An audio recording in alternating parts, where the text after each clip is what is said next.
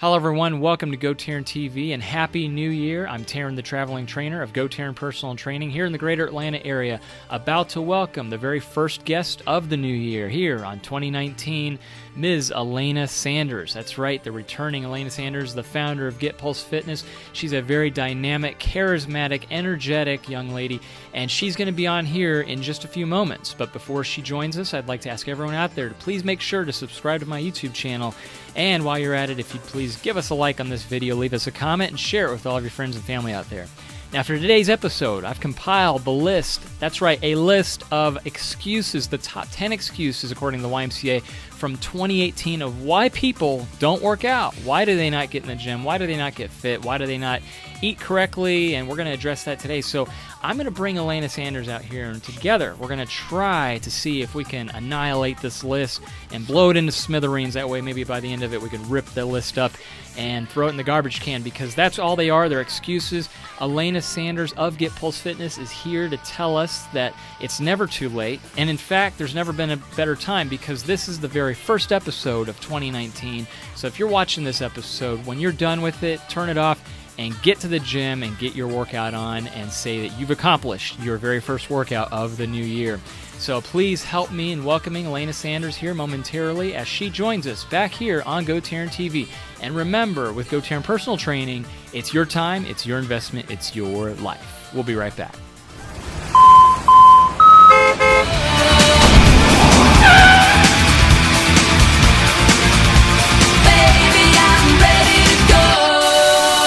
All right, welcome back, everybody, and Happy New Year, the first official video blog for GoTarryn TV here in 2019. Although as we're recording this, we're still a few days out. So, Alana, I wanted to welcome you for being both the last guest of 2018, but also the first guest of the new year. So, I hope you had a Merry Christmas, and also hope you're off to a wonderful start to the upcoming new year. I did. I had an awesome Christmas. I spent it with family, and that's what Christmas is all about, even though we get caught up in the gifts, but it's all about spending that time with family. Yeah, very well said, Alana. You know, we could do a whole nother video blog on gifts and commercialization, consumerism. I was having this talk with a lot of my clients, and I don't want to be a Scrooge or anything, but I think we do kind of overconsume sometimes and overgive. Right. But that's another day, another topic. But today, Alana, I wanted to ask you to come back. You know, you're an authority in fitness, obviously, with being the head and leader and innovator of Get Pulse Fitness. And I rely on you a lot of times to come on and ask questions in the fitness and health wellness-related field here. And you've come and talked to us at Georgia State University, and you know, you've done so many things for us. So right off the bat, Alana, I wanted to talk to you about a really fitting topic as we come into a new year of 2019.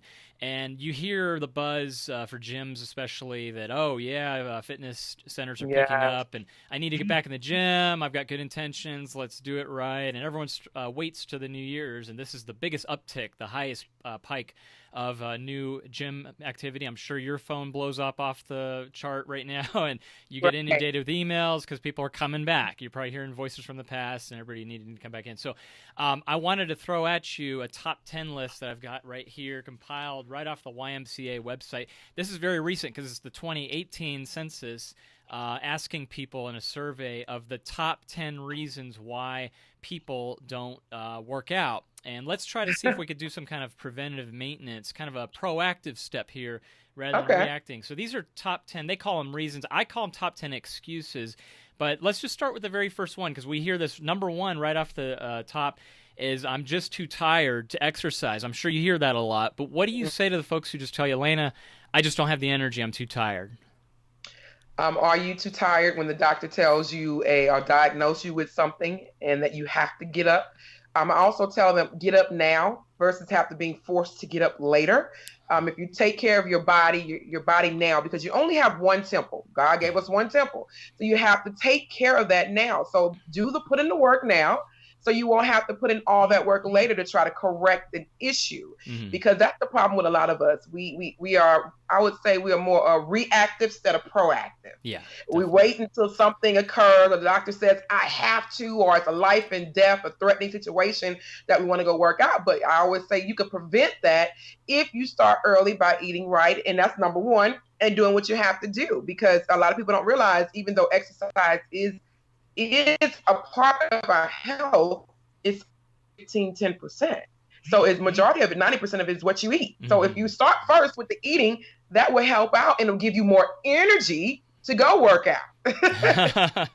Very well said. I like that. Yeah, absolutely. It's what we consume, and we'll definitely get into that more too. I mean, absolutely, because this list has to kind of focus around what people are intaking, and but very good, very well said. I validate that. What about excuse number 2? And I hear this a lot as well, especially when I get sticker shock from new clients as a personal trainer. But what about the folks that say, I just can't afford a gym membership, I can't afford a fitness program? What do you have to say to that excuse? Can you afford to go to the movies? Yeah. Can you afford to eat out? Right. Can you afford to constantly buy stuff that you don't need? And if you don't want to go to the gym, because a lot of people don't want to go to the gym, they don't want to be consumed with all of the bodybuilders. Yeah. Certain gyms have become the club, so they don't want to be around all of that. So I always tell them there is YouTube University. There's a lot of fitness professionals that are on YouTube that are doing different workouts. You can do them at home. There's fitness on demand. I have them on my website. There's businesses like Burlington's and Ross and Marshall's where you can go buy workout equipment really, really cheap.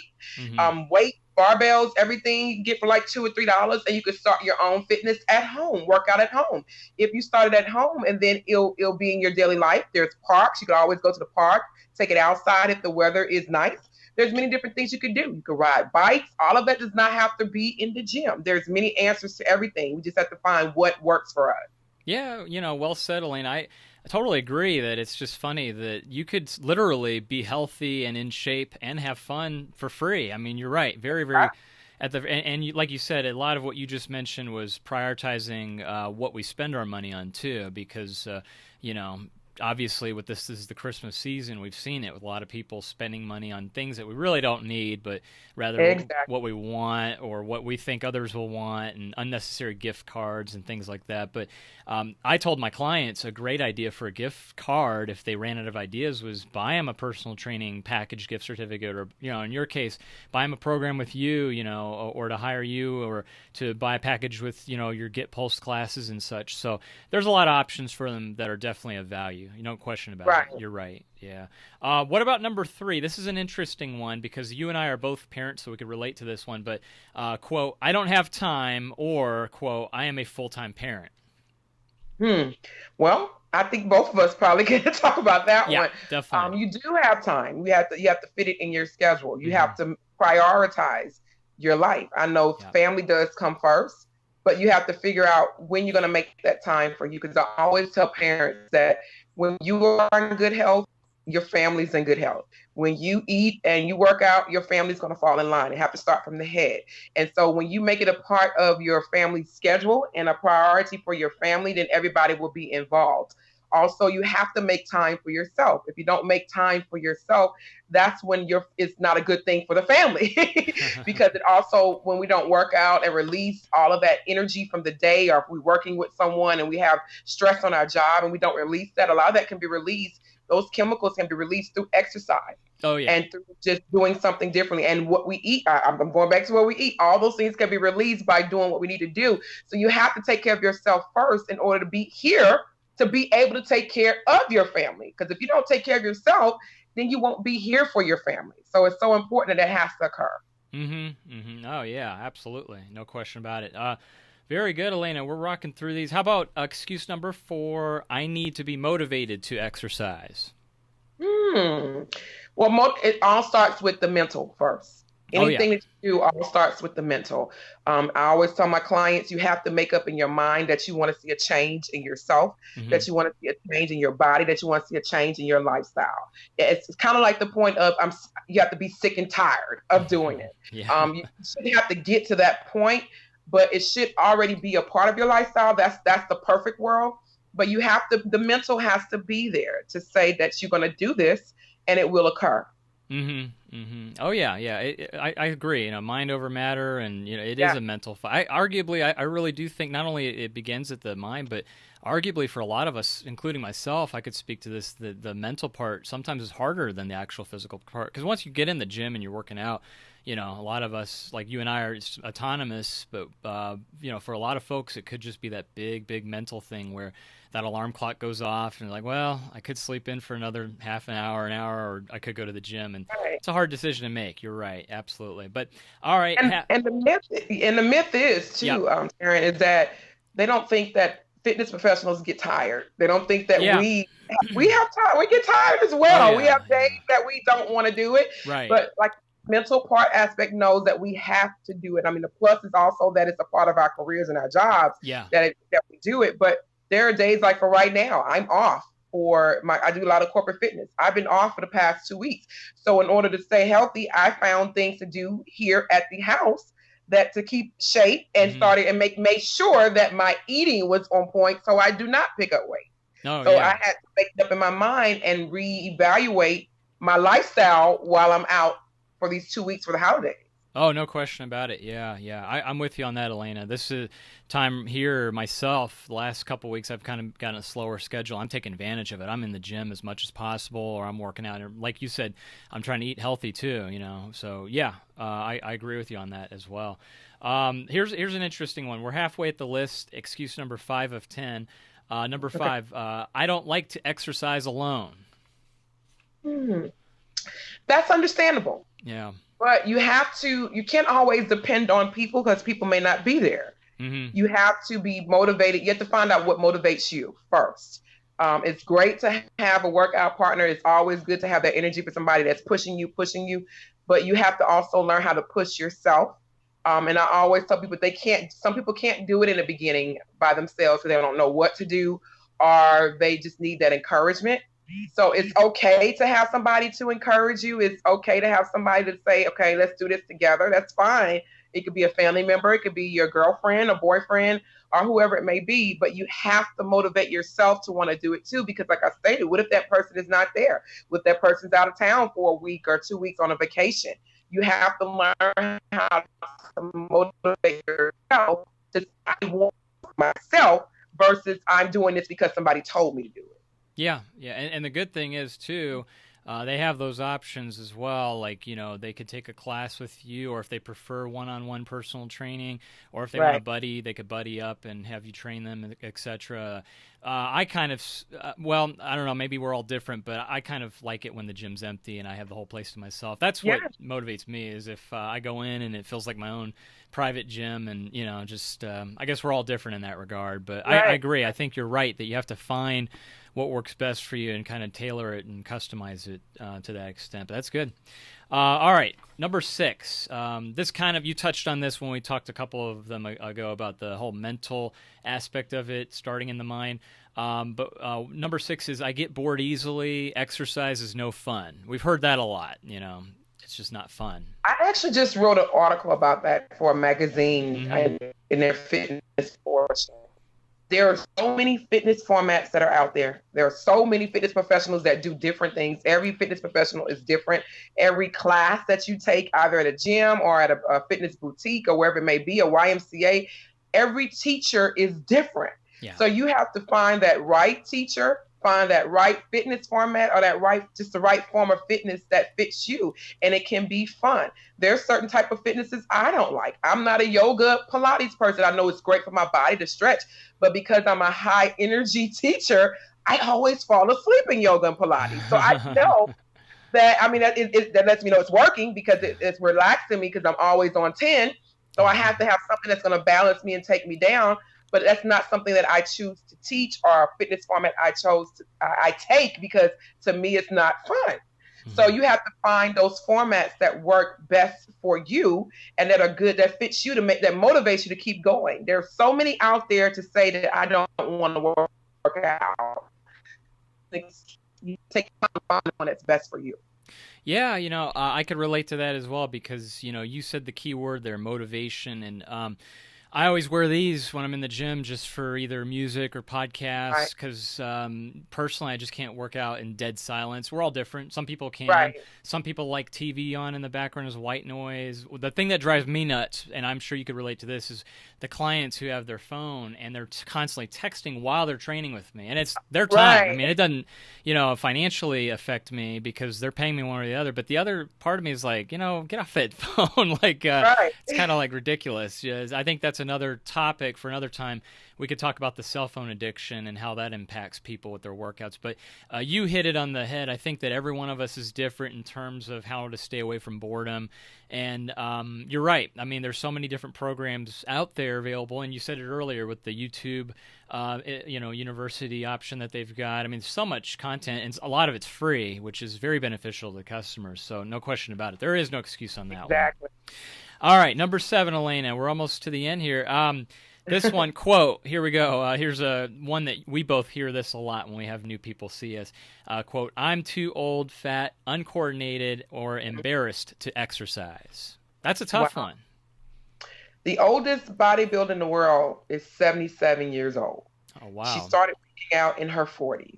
Ernestine, I can't think of Ernestine's last name. She started working out in her mid to late 40s.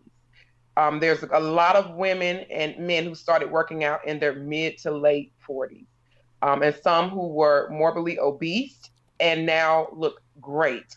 There is no better time, and the time is now. That's what I would say. Yeah. You could start your workout, your fitness anytime. Your body will thank you for starting at any point in your life to get healthy, and it will work for you if you get it back to where it needs to be, needs to happen. Your body is meant to rejuvenate itself and to heal itself. If you provide everything that is needed, it's going to heal itself. It's going to look the way it's supposed to look. But you have to make it, like, it all goes back to the mental, as we keep saying. You have to say, I am going to do it. There is no specific age. I know some people who are in their 50s or like they're 30 years old. Why? Because they take care of their bodies. They work out. They eat the right foods. They make it a priority that they're going to put their health first. Even though they have family, they know they have to put their health first in order to be there and have that longevity with their family. So no matter what age you are, no matter how you look, you have to start somewhere, especially if you now know that you already recognize that you're older, and then you recognize that you're overweight. So now you have those two things that what they say, you have to admit the problem when you have a problem. You have admitted the problem. So now that you have admitted that you have a situation, you have to take care of it. That's the next step. Yeah, I think arguably, too, that might be the biggest hurdle is just overcoming that step number 1, looking in the mirror and saying, okay, whose fault is this really? And just taking accountability. And, I like that you use the example of the 77-year-old bodybuilder. That's phenomenal. All of us, like you said, we're all getting older. We're all going to die one day. And for me personally, again, I can attest to this, is that when I don't get a workout in the day, not only do I feel guilty, but I just feel kind of irritable and kind of like stressed out, because I could say that, all of us, when you work out, for me personally, more so than before, I used to work out for cardio and strength, etc. For me, it's really a stress management thing. If I don't get my workout in the day, I do feel a little bit stressed, and I just feel so much better, more optimum when you work out, no question about it. So there's, again, old, uncoordinated, embarrassed, those are all things that could be fixes in the gym and eating better, obviously, like we said. Okay, number 8. This one, again, is a recurring one from a lot of folks. Quote, I've tried before, meaning I've tried exercise before. I just can't stick with the program. We hear that a lot, for sure. I have heard that a lot. Mm-hmm. And it goes back to, I can't think of what question that was about fitness not being fun. You've tried it, but you haven't found the right one. You can't just try once. You have to keep trying again until you find the right one that fits you, that's best for you. Until you find that right workout that's best for you, you're going to keep saying that question over and over again. And then you're going to look up in the mirror and like, oh my God, I am 20, 30 pounds heavier. It doesn't happen overnight. Just like the weight does not come up on you overnight. Amount of pounds does not come on over you overnight. So you have to take the time to go find that perfect fitness workout that's for you. If again, YouTube University, go online and type in different fitness formats, different fitness workouts. At home. If you don't want to pay for the membership at the gym, do them at home first and see which ones fit you. There's so many DVDs you can buy. There's so many they sell all the time online. You see the infomercials all the time. Find the one that fits you and that keeps you healthy. It could be, it don't have to be a specific fitness workout. It could be cardio, like if you like skating. Mm-hmm. Skating is a real good workout. Yep. All your lower body parts on your quads, your hamstrings are all working in skating. And I've known a lot of customers who've lost a lot of weight from skating. Mm. It's fun. They do it because it's their cardio and it's also working out their lower body. So you just have to find out what activity, let's just say activity. Let's take the word fitness out of it. What activity is best for you? Mm-hmm. Mm-hmm. And this goes back also to what we were talking about a few minutes ago about, joking about we should do a whole video blog on cell phone addiction and overusage. But seriously, you said the word activity. A lot of people, including some of my clients, have told me that one of their activities includes staying up to midnight, 1 o'clock on the computer doing what's called gaming. I don't even know what that is really. I mean, I grew up with, Nintendo, Commodore 64, Atari, and all that. But now it's things I haven't even heard of that they do this virtual gaming with others, and they could do this for hours and on end. So when we talk about folks using that as an excuse, like, well, I need time to do my gaming, or I need time to get on Snapchat and Instagram and da-da-da, I think that, not to pick on cell phones, but technology overall, computers, et cetera, I think that the virtual world that we live in now is kind of a hindrance in that regard. And where you and I, we grew up running outside, going on our bikes. Remember, field day. Remember 1 hour recess. Remember that? They don't even do that. They don't even do, some schools don't do PE, like physical activity classes. And so it's changed. It's definitely evolved in a way where they do have more excuses. Now the millennials, and et cetera, they didn't grow up with you and I, our kind of typical workout regimen. But that's what's happened, no question about it. So I think for them it's harder because they're not, our children, our kids, they're growing up with this from birth and with technology. And again, I'm not trying to sound like we're a couple of old people on here, but I'm just saying that over time, things have been more convenient and more efficient. So these activities or these fitness programs are probably harder, I'm guessing. I'm just doing a hypothesis there and theorizing that maybe could be one of the reasons. Well, just some of the observations I've seen just personally, including from a lot of clients too. Very good, Alana. Number 9. Excuse number 9, quote, I don't like to work out around the opposite sex. So we've seen that one a lot too. Guys being intimidated by girls or et cetera. Girls don't like the big buff guys. You mentioned this just a little bit ago with the whole meat market. How do you address that one for the person who feels uncomfortable working out with the opposite sex? Well, that's a huge issue because gym now has become a hangout.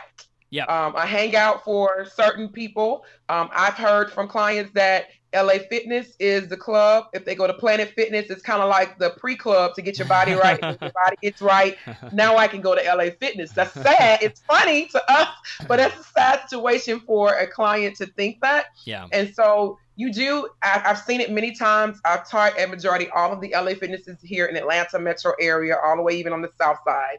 And I've seen a difference. There's some, I've seen women come into gym just full makeup, dressed with this new outfit, with their backs out, it's like a meat market. So if you're new to fitness and you're going into there trying to get your body right, and you see these people who supposedly have a perfect body, it's kind of intimidating. Yeah. And it makes you don't want to go back because you think people are judging you. Yeah. So I get it. I get that point too. But you just have to find the right area. Or again, it's mental. You have to make up in your mind or use that as a motivation. Say, hey, he or she has a nice body. That's my motivation. I want to get there. So I'm going to work hard, or I'm going to ask he or she what type of workouts they've done to get their body to that point. So you just have to turn it around and turn it to a positive. And that's easier said than done, especially if you're new to fitness and it didn't grow up in a fitness world or been in a world where you had a lot of activity when you're younger and now you're becoming more active in your older ages. So I would have to say that you have to find that happy medium. And don't let that intimidate you. Now, there are gyms out there for all women. I don't think there's any for all men, but I know there's many out there for all women. So find those facilities that are, I think it's called Just Women, Just for Us Fitness or something like that, Just for Women Fitness. But there's so many that are out there, even Buckhead, all over, that are for women. There's also, but majority of your fitness classes have women in them anyway. So yeah, you're right. Yeah. A lot of men do not like group fitness. And so and they used to come to my classes because I made them comfortable. I made my classes more diverse and unisex, so they came to my classes. But a lot of men don't like group fitness classes anyway. So get into a group fitness class with a lot more women in it versus going out there. A lot of you'll find all your men out there with the heavier weights. So find what works for you. Very good, Alana. Excellent. I like that. Absolutely. Now, you beat me to it. This is the final, last but not least, excuse number 10. You mentioned this just not seconds ago when you mentioned the makeup, because this kind of, I think for the most part, most of the women would probably relate to this one. Number 10 is, I don't like to sweat, or I don't want to take another shower and reapply my makeup. So there you go. Number 10. You kind of answered it, but I guess how do we put an exclamation mark on that right there? They don't want to put on reapplying makeup, and they don't like to sweat and take another shower. And that's the issue for so that's the excuse. It's not an issue, because you can take, it doesn't take that long to reapply makeup unless you're just doing this theatrical makeup that's going to take hours. I don't know who's taking that long to put on makeup and why. If that's the issue, I think we have some other problems, because that also boils down to mental, because there are some women out there that feel that they're not beautiful unless they have on makeup. So that also starts with the mental aspect. So getting your body right and getting what you need right. So that it's self-esteem is another thing. So that might be why they don't want to take the makeup off and have to reapply it. Some women feel they need those different components in order to feel good about themselves. So that's where we need to, sometimes as fitness professionals, we're becoming psychologists. And I have a friend who's a psychologist and a fitness professional. So she has a company called Mind Body, where she actually deals with the mental aspect of it. And so you have to get down to that mental aspect of it and say, I'm beautiful regardless of what size I am, how I look, what's going on with me, that I can still look good. And you have to also, those women who are out there, you have to think about it. Is the makeup more important than my health? I can always get some more makeup. I can always go to the MAC counter or whatever and buy some more makeup, but I can't buy a new body. I mean, well, technically, well, you can. But really, to buy a healthy body, one that I would be proud that I actually worked hard for. That I actually went and I did everything I need to do, and I worked hard for this body. So because I worked hard for this body, I'm going to do whatever it takes to maintain it. So you have to find that place and that self-esteem, that courage inside of you, that motivation inside of you to say, this makeup and this sweat for a couple of hours or an hour or two is not worth me having bad health. So let me get in the gym. And it all boils down to society telling us how we should look, that we should be beautiful. We're beautiful if we look like this. We're beautiful if we look like a Kardashian. We're beautiful if we look like a supermodel. We're beautiful if we have fake birth. We're beautiful if we have everything. So it's what society has turned it into that causes these self-esteem issues. And if we get back to saying, I love myself, then that will kind of fix the problem. Perfect. Excellent, Alana. Well, listen, I think you've taken our list and you have done that to it right there. So those are the excuses right there for everyone watching. Alana just obliterated the top 10 list. So I would say, seriously, you did a wonderful job in less than half an hour kind of just describing to people, get in, do it, and stop with the excuses. I think that's perfect. A great way to start the new year off fresh, 2019. And thank you so much, Alana. Before we let you go, a few more questions I had for you. Okay. Number one, what about you? What do you have planned for the new year? Do you have any resolutions or any goals for this year at all? I'm not a big resolution person. I'm going to tell you why. Because actually used to working in the gym, I see all of these people make resolutions. Yeah. And gyms make huge money in January, February, March, April. Those people are gone. Oh, yeah, definitely. Yeah, you're right. Absolutely. Absolutely. Those resolutions that they could not stick to. That's why I tell people when they say, I actually spoke to a young lady last week who wanted me to help her get herself together. And she was like, I'm going to start January 7th, or it was some date she had in January. I said, why January 7th? Start now. Well, that's my New Year's resolution. I said, the issue with resolutions is people don't stick to them. I said, if you start before the resolution, it's going to be 9 times out of 10, you're going to stick to it, and it's going to last throughout the year, and you're going to keep moving versus being like the statistics. January, we start, we go in, we're really pushing hard. By April, we're out. Yeah, or earlier. Yeah, that's true. You're right. So fitness is a part of my lifestyle. I don't set New Year's resolutions because whatever I'm going to do, I'm going to start it right now. So I tell those your listening audience and those who are watching this video is that when you have something in your mind that was given to you, it was given to you for a reason. Start it now. Write it out. Plan it now. Don't wait to the new year, because majority of the times you probably won't stick to it. Some do, but majority of the times you probably won't stick to it. Mm-hmm. Yeah, well said, Alana. That's good. Excellent. Well, before we let you go here, if we could go ahead and get your website, contact information, if you want to plug your social media, anything, how can people find out more about Get Pulsed and about you as well? Yes, you can find me at getpulse.com or alanasanders.com. On all social medias, Get Pulse or Alana Sanders. You can email me at fitness@getpulse.com.